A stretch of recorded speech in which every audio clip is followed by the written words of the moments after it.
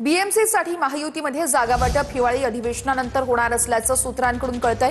मुंबईमध्ये भाजप आणि शिवसेना एकत्र लढणार असल्याचीही सूत्रांची माहिती आहे। राष्ट्रवादीला सोबत न घेण्यावर भाजप ठाम असल्याचंही सूत्र सांगतायत। दोन्ही पक्षांकडून प्रत्येकी 2 नेते वाटाघाटीत सहभागी होणार असल्याचंही सूत्रांकडून सांगितलं जातंय।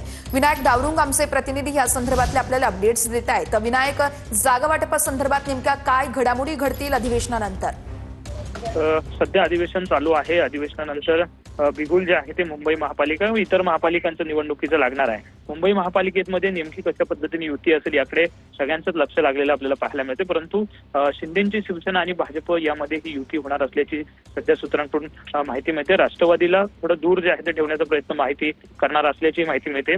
ते अधिवेशन संपल्यानंतर जागा वाटपाची संपूर्ण चर्चा जी आहे ती 2 प्रमुख नेते राज्यातले जे आहेत ते म्हणजे मुख्यमंत्री देवेंद्र फडणवीस आणि उपमुख्यमंत्री एकनाथ शिंदे हे दोघे मिळून करणार असल्याची माहिती सध्या सूत्रांकडून मिळते। त्यामुळे जागा वाटपाचा फॉर्म्युले वेगवेगळे समोर येत असताना कशा पद्धतीने हे जागा वाटप होतं आणि युतीवर कशी चर्चा होते हे येत्या काळात स्पष्ट होईल।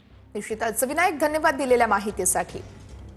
बातमी सविस्तर आहे। हिवाळी अधिवेशनातच निवडणुकांची तयारी सुरू, सूत्रांची माहिती आहे। मुख्यमंत्र्यांच्या निवासस्थानी फडणवीस आणि शिंदेची बैठक झाली। तर रवींद्र चव्हाण आणि चंद्रशेखर बावनकुळे हे देखील या बैठकीला उपस्थित होते। बैठकीत निवडणुकीसंदर्भात 4 तास खलबत्ते झाल्याची सूत्रांची माहिती आहे। स्थानिक स्तरावरती महायुतीची चर्चा पुढे जाणार असल्याचंही सूत्र सांगतायत।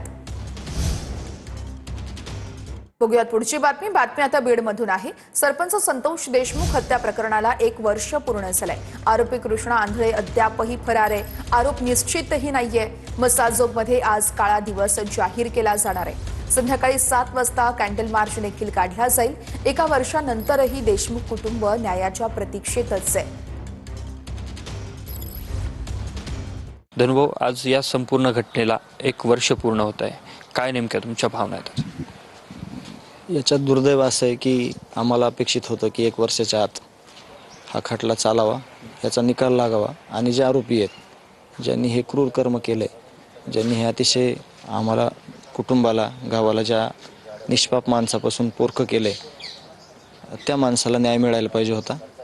आरोपींना शिक्षा व्हायला पाहिजे होती, पण तसं अजून देखील झालेलं नाही। गेल्या मागच्या काही दिवसांपूर्वी लोकप्रतिनिधींना थेट एका भाषणातून मला आठवण येते अशा पद्धतीने आठवण काढली। ह्याच्यात दुर्दैव असं वाटतंय, जे समर्थन करणारे लोक आहेत ते मला वाटतं ते त्यांच्या अज्ञानातून समर्थन करत होते। त्यांना त्याचं गांभीर्य माहीत नव्हतं। परंतु जे काही लोकप्रतिनिधी आहेत त्यांना याचं गांभीर्य पाहिजे होतं।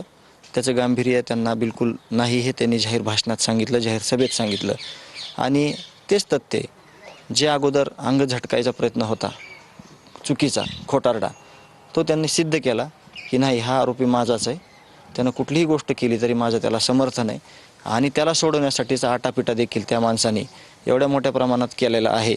परंतु या क्रूरकर्मी लोकांना सोडायला कधीच नियती तयार होणार नाही, नियती सोडणार नाही आणि आमच्या न्यायालयावर विश्वास आहे की न्यायालय यांना शिक्षा दिल्याशिवाय सोडणार नाही। कॅमेरा पर्सन हर्षल निकमसह मी अशोक काळकुटे, TV9 मराठी, मस्साजोग, बीड।